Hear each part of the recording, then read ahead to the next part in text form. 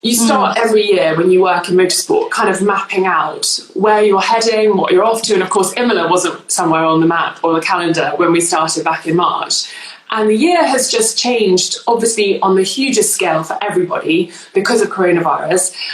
So everybody has got their difficulties and challenges that have come up. But yeah, for you and me, I think, you know, our jobs have changed significantly, and it's kind of trying to find ways of staying positive and taking, you know, it sounds awful to say, but any opportunities that come your way, because you never know, things might come up that you didn't expect. And for me, that has happened, but equally, I'm very aware that, you know, it has been a very, very difficult time as well for me at points, I have to say, and for other people. So yeah, it's been a weird one. It has. I mean, yeah, everyone's been impacted in some ways. You mentioned, tell us your COVID impact, because Formula One have done a great job in keeping everything together, I must say. I've really enjoyed still having something to watch in lockdown. But you have still been on your Instagram doing your selfies with Alex with big smiles on, because you've still been in it, working in it. You just haven't been following the circuit, but you've managed to keep it together and stay in the studio in London. Oh, I'm so glad it looks like I've managed to keep it together. Instagram versus reality going on there. Yeah, look, because obviously you were in Australia when all of the kind of announcements were being made about the year being cancelled, and it was such a weird time because we were taking it seriously, but I don't think anyone really understood that Melbourne being cancelled, that was just the first of very many things to come. And I remember flying home on the Sunday night after the race weekend had happened. I had to go into quarantine actually because I thought I had it. And I flew home and I remember just thinking, I don't really know what's coming down the track. And I think everybody felt like that. And of course, then more races were cancelled and we didn't really know if we would get any racing this year. You know, Formula One or any other championship, any other sport. And of course, sport is what we all kind of, well, not everybody, I know it's not everyone's cup of tea, but it's such an amazing thing that brings everyone together. And sort of having that taken out of your life, it was a real moment of like, well, how do we all let off steam now? And how do we show our passion? And how do we all come together because I always find Sunday afternoons are just the most magical time. I stand and I'm lucky enough to be, you know, at a racetrack where hundreds of people, thousands of people are brought together every weekend and sharing something so special. And suddenly we didn't have that. And that was really tough. But I was very lucky because I do quite a lot of work with the Mercedes F1 team. And, you know, there was also a bit of a worry there. I thought maybe they won't be doing very much because, of course, the drivers aren't going to be around and people won't be at the factory. But actually they saw it as their duty to sort of become like they already are, but a real pillar of society in terms of support and entertainment and information. So we actually set about creating lots of content for people to watch. And I remember, you know, you mentioned Formula One have done a good job, but if we go right back to kind of March, April, the teams, it gave me like real goosebumps, and I'm getting them a little bit now, thinking back to the way the teams all came together in Project Pit Lane and making the CPAP devices and in their respective countries, you know, Ferrari and Italy, and a lot of the teams obviously based here in the UK, really helping their health systems and, you know, preparing certain medical devices. And that absolutely blew my mind because I just thought, oh my gosh, I'm so proud to work in and amongst these wonderfully talented and intellectual people in the pit lane, and then to see them kind of transfer their knowledge into such an amazing, you know, environment and industry as the healthcare one was just mind-blowing. So not only were they trying to get a calendar back on track, they were also helping everybody during this terrible crisis. And then, yes, so we've been racing back since, you know, since July now, and it has been amazing. Formula One has just served up an amazing calendar. You know, it's almost like a wish list calendar of the good old days of Formula One. You know, this weekend going to Imola, last weekend we went to Portimao, and it's just been brilliant. We've had some amazing races, and yeah, I couldn't really be prouder of the team, both the sort of the teams in general, but also the team I work with, the broadcasters. The F1 broadcasting team have done a superb job because it's also all really new. I don't know if people understand, but we normally all go to track and everything is done on site. Suddenly we're all doing it remotely, give or take. All the track cameras are there and the cameras in the garages that you'll see getting the shots of drivers, but we're all having to adapt as well, and it's not as easy as just everyone being on site. You know, you've got director back in the UK liaising with someone in that country to try and make sure that everything works seamlessly. And I think I hope everyone has enjoyed it and there haven't been too many. Oh, we have. It's been we have, honestly. amazing. You do such a great job. And I have to honestly say, through this second lockdown, I don't know what would have gotten me through with it. Having motorsport every weekend, having that to look forward to, it's such a big part of my life. And I think a lot of people would agree, a lot of people watching now. I actually made calendars and set alarms and everything for, okay, I've got, practice at this time. And, I've watched a lot of MotoGP as well. It's difficult for you because, of course, I'm very spoiled and I live in London, so normally it's give or take 1 or 2 hours. And for you guys, I always think, my gosh, we all complain in inverted commas. If you're not going to Australia at the first Grand Prix of the year, back in the day, my brother setting alarms that were like farcical times to get up to make sure that we could all watch the sessions that were going on in Melbourne. That's your one special weekend where everything is designed for you guys. For the rest of the year, you guys must just be like, that's 2 in the morning. Or I'm like a zombie every Monday morning. I'm like, stayed up till 3 a.m. Everyone's like, well, why? I'm like, because I couldn't miss out on it. Because then you jump on social media the next morning and you find out everything. Exactly. But it really has been great. And I know what you mean because, you really miss it. Motorsport is all about being in, it's a family element to it. So I'm sure you miss being around everyone and everyone and you would have made such a great friendship group. So it would be really hard to be away from. And that's something else that we want to talk about this morning is something that we're involved in that we love so much. That's something that's so close to our hearts, which is a program called FIA Girls on Track. And we obviously got involved because we love motorsport so much. It's such a big part of our lives. And for those that don't know much about it, it was started by Susie Wolf, who was an F1 development driver quite a few years ago. Came to Australia, I think in 2018 is when I got involved straight away. And basically it's a non-profit organisation or initiative which was designed to encourage young women to get involved in all aspects of motorsport. And we work with young women from the age of 8 to 18. We've actually extended the age requirement now, which is great. And they have the opportunity to get involved in these great programs for free called Girls on Track. And we head around to schools all around Australia, and we obviously run the meeting component, but then there's STEM challenges and reaction and fitness challenges, and sometimes we go go-karting, and we head to supercar headquarters, and it's lots of fun and it's really, really growing. What I want to know is what made you want to get involved with the program? Yeah, so I've been involved for a few years, and as you mentioned, Susie Wolf set up what was called Dare to be Different back in the day, and now it's been taken over by this wonderful kind of all-inclusive environment, the FIA Girls on Track. And the reason I like it is because you've mentioned, all the different things that are part of it. It's not just for women and girls who want to be racing drivers.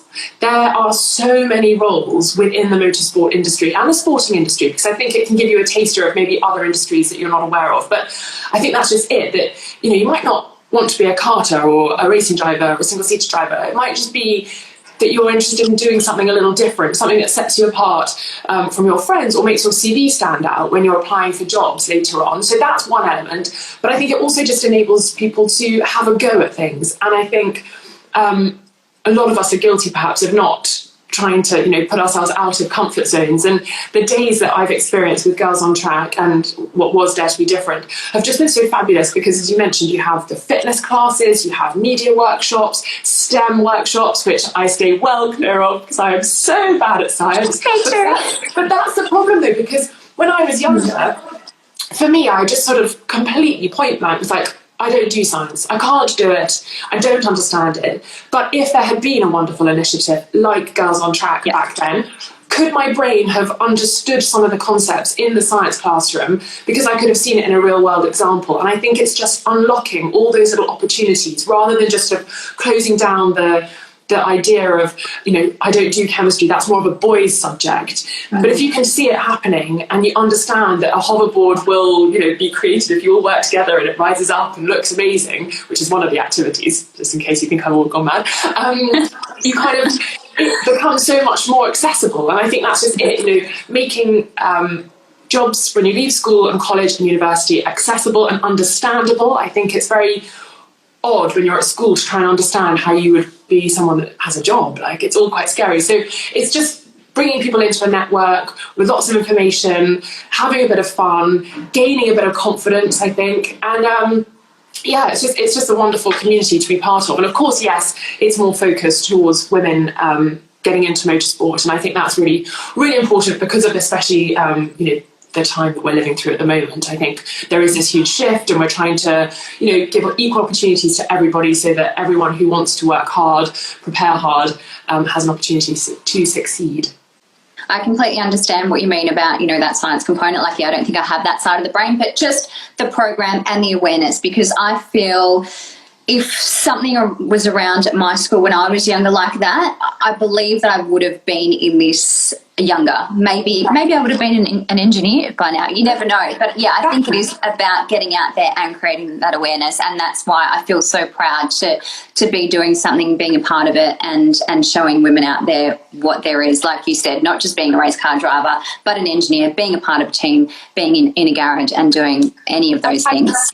I've had such lovely experiences on those days, and you and I do the media workshops, which is not for everybody at all, and that can actually just be something that you will never ever want to do, whether you've had it unlocked or not. The confidence of standing up in front of people, that just sometimes is not someone's bag. But I've had it makes me so sad, but like girls crying because they don't want to do the presentation part.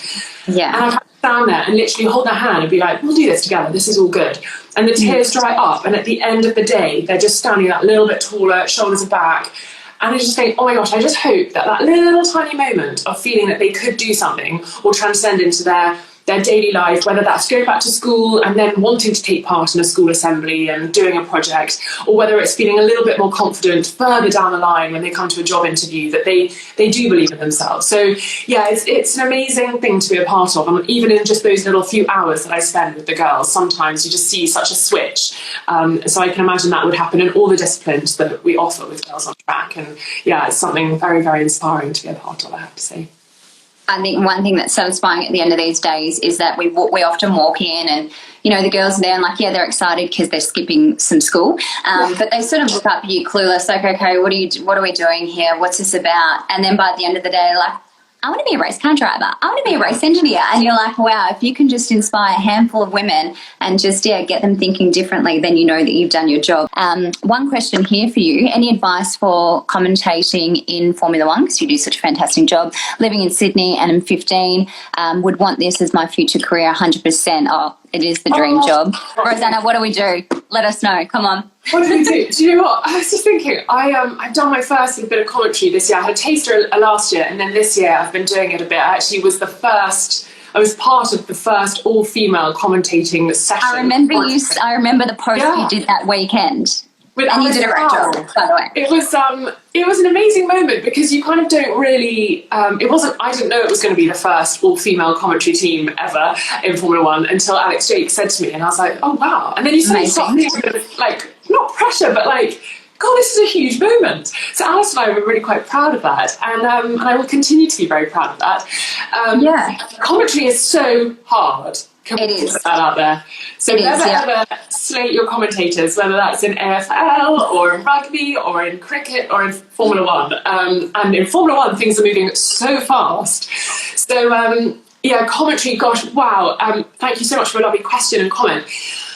I just think at this stage, and you sound like you're in a kind of decision-making process, like 15, 16, just practice. I think, we're lucky enough now, there's lots of clips on the internet. Have a go at practicing and commentating on some old clips, some historical clips. Record yourself and then just send it in to anybody that has an email address.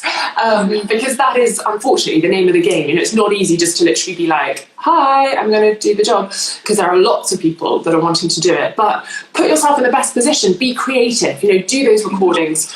Have a go. When the race starts on a weekend, I'm doing that because my television's there, sorry, that's why I'm pointing to my prop. When the race starts, go and practice doing a start alongside, mute Crofty or Jakesy and do your own commentary. But, it's just trying to make sure that when you pitch up for an interview or when you're sending that email, you've got some examples of where you've taken the initiative and how to go yourself. Be creative. People are never going to be like, oh, that's weird. They'll be like, oh, wow, well done you. That's a really cool decision to put that piece of work together, and thank you for sending that. So yeah, just be be a bit creative, think outside the box on what you can do, Yeah. and go for it, because we need more female voices in the commentary. Absolutely. And also knowing what you want to do at 15, that is amazing. I didn't want to know what I wanted to do at 25. Hell, I still don't know what I'm doing. But you can create a great path at that age. So you can know what, maybe you want to do journalism at uni, and then work experience is a must. I say, yeah, you've got a certificate, but hands-on is even more.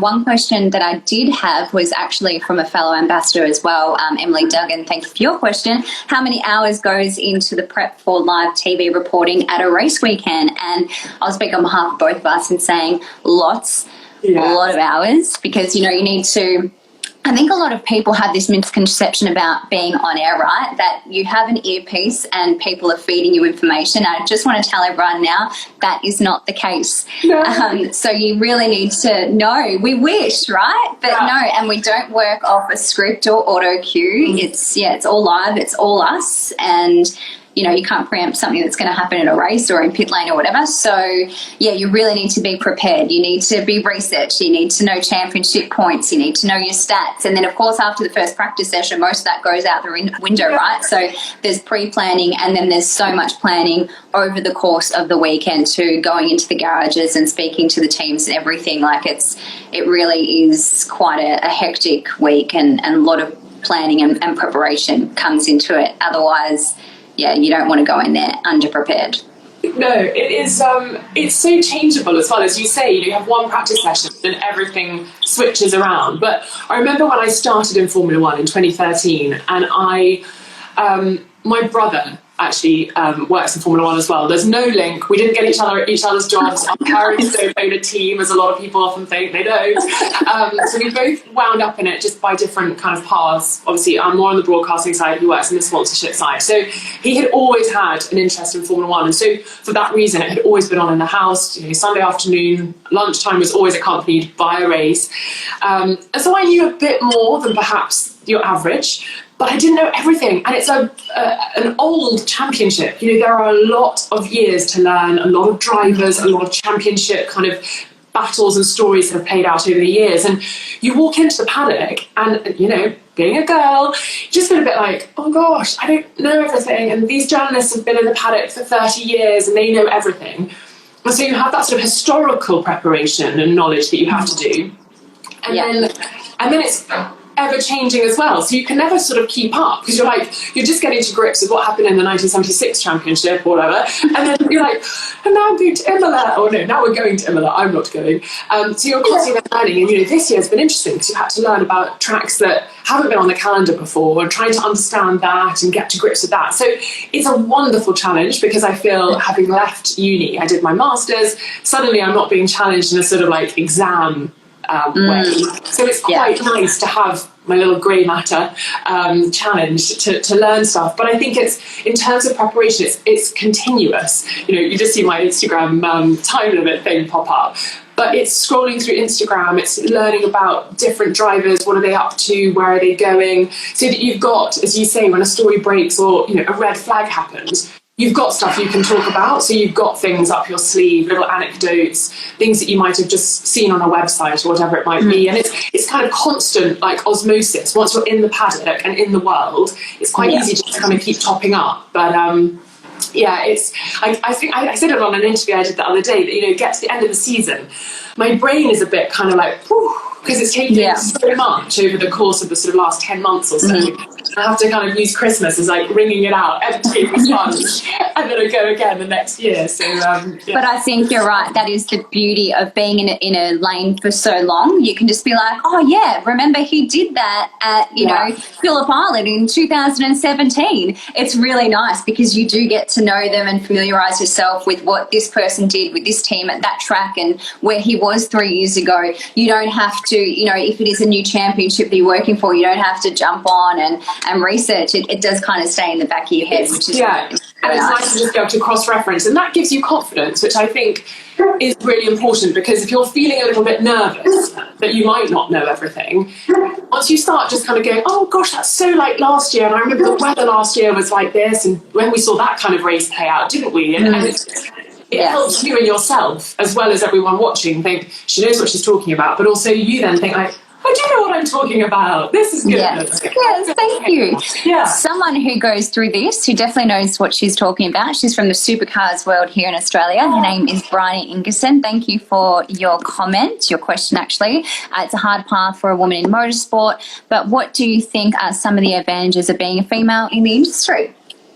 It's a great question.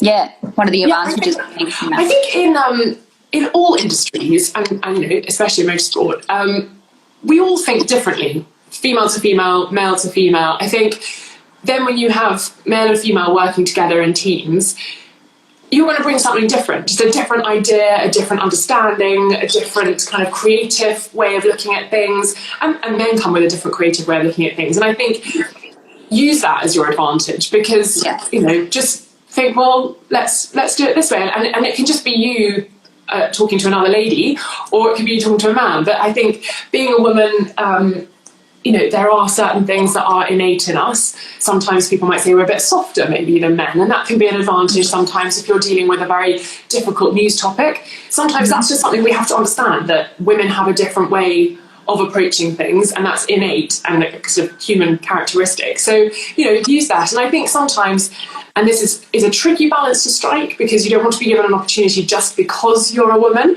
but I think sometimes women can be used in environments like that to get some stories out of people, just because of the way that, going back to sort of cavemen, the way that men and women interact. So yeah, sometimes the softer side of a woman, you know, you can use that to your advantage as well, because you can get what you want, I think. Great answer and great question. Thanks, Bryony. Just another question that came through during the week. I do want to get to these as well. Tanisha, thank you so much, Tanisha.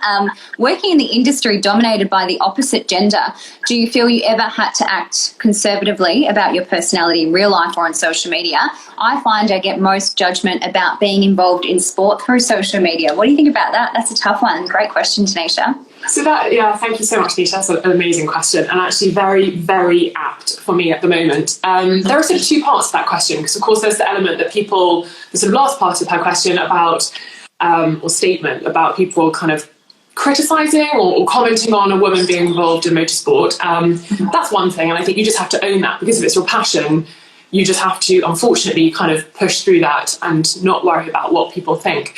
In terms of, which I know is so much easier to say and very much harder to do, the first part about acting more conservatively is something that I am actually really kind of struggling, is a bit of a strong word, but it's something I'm really dealing with at the moment, because when you're putting yourself out there on Instagram Live, or just on your Instagram feed, or on a video, or on television, whatever it might be, whatever window on the world you have, you're putting yourself in a very vulnerable position. And I think in the past, I've definitely tended towards a conservative approach. And sometimes I would describe that as trying to be, let's say, vanilla. So try and be a little bit vanilla so that everybody likes you. And that is really dangerous, because most people like vanilla, but no one really loves vanilla. And sometimes, actually, and what I'm learning over the past kind of few weeks, is that actually to show yourself is so much more important, because you become much more accessible and people can really identify with that. If you're trying to coast through painting this kind of vanilla picture, trying to be palatable to everyone, that you're not doing yourself any favours, because you're living in a sort of constrained version of yourself, but also no one can identify with that. No one can like hang on to anything that you stand for or you say. So I do feel that over the years I have probably kind of crafted myself a little bit to fit different molds to different clients, to different motorsports, to different jobs, so that no one feels like, oh no, she's a bit too that, or oh no, she comes across a bit like this. And I never want to jeopardize a potential role. And so it's easier to be a bit kind of like, oh yeah, I'll just do this, and be very kind of like just sort of flat almost. But actually what I'm learning is to put a bit more of personal me into professional me, because I think it's much more relaxing, first of all, because you're not worrying, but also I think people want to know the real person. So yeah, sometimes I have been very much guilty of being a bit conservative and trying to be a bit kind of like appeal to everybody. And I think you can still put yourself out there. You're not going to be nasty, you're not going to be horrible or rude, because that's, well, it's not in my nature, and it's definitely not in yours. No. It's just, well, I think we have to enable everybody and ourselves to be ourselves, and that's the difficulty at the moment, because all of these issues, and it's so odd that we're talking about it, but it is just social media has exacerbated all of these problems. So yeah, trying to 100%. a bit more me. And I'm deciding which flavour ice cream I am, but you know, not the one I'm going to be selling. Chocolate. Definitely, you're definitely not vanilla. And what you're talking about is completely normal and something that I'm going through, and probably through lockdown. I think that, yeah, I've gone through a bit of a time where I did a bit of a series, and I feel like it's the most me I've ever been. Everyone goes through this, and I think being in this industry, you'll go through it as well. People want you to be one thing on TV and then you're one thing behind the scenes. But you know what? A lot of people in my world and the support group that I've had around me has always said, Emma, please be yourself. Sometimes it's very hard to show that when you're in pit lane and you're doing some serious reporting. You're not going to be like, oh. But yeah, I do want to try my best to be myself. What I would say to Tanisha is I would embrace what you're doing as your job. If you love it, that's what you do. That's, you know, what you know. Please embrace it. Never feel like you should be judged by what you're doing, because I wholeheartedly embrace motorsport. I post me with bikes, with cars. It's what I love. It's part of who I am, and I will never try and hide that. It's such a difficult balance to strike, because there's the character side, and then you have to add on to that. And I think this is something that women have to deal with, obviously more potentially than men, is you've got how you sound and what you say, but it's also how you look and what you wear. And that is another layer of anxiety that kind of compounds this issue, because you want to put up a post and you think, oh, I'm really proud of whatever I did there, or I really want to show people that they can do this too. And then you think, oh, but I don't think I really like that outfit I chose actually, or it's not my best angle, that. And then you like dilly-dally as whether you should put it up or not, and your brain at the end. I know. Oh my God. You know what? This is everyone. This is not just us. This is all of us. I think a lot of girls here are agreeing with us that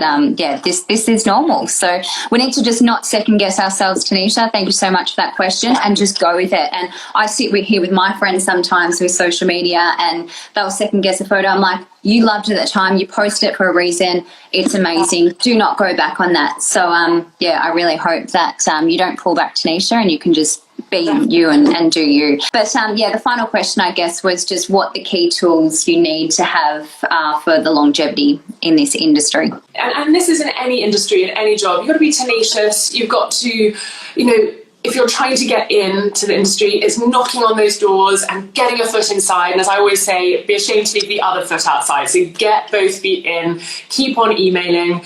If you get a no 10 times, keep emailing, because that no might turn to a maybe, and then it might turn to a yes, come in and shadow us, or come and spend a day or a week, whatever it might be. And you know in your heart of hearts whether you really want it. And if you do, you'll keep sending those emails, and it will get you there in the end. And I know that's such a cliche reply, because we always get asked, how can I get into the industry? But it is simple. I can show you my sent items from like 2008, 2009, just over and over again, the same title always, like, work opportunities or Rosanna Tennant CV or whatever it might be. And I'm still in that position. I think don't be under any illusion that goes away, because I'm sure you're the same, Emma. We're lucky to have certain opportunities going on in our life, but that's not to say that 2021 is sewn up. We're having to send emails and check in with other people and past clients to say, I'm still here, and actually, it might look like I'm really busy doing X, Y, and Z, but I've got some opportunity, I've got some time that I'd like to fill with other opportunities. Here's my CV, here's my show reel. So it continues.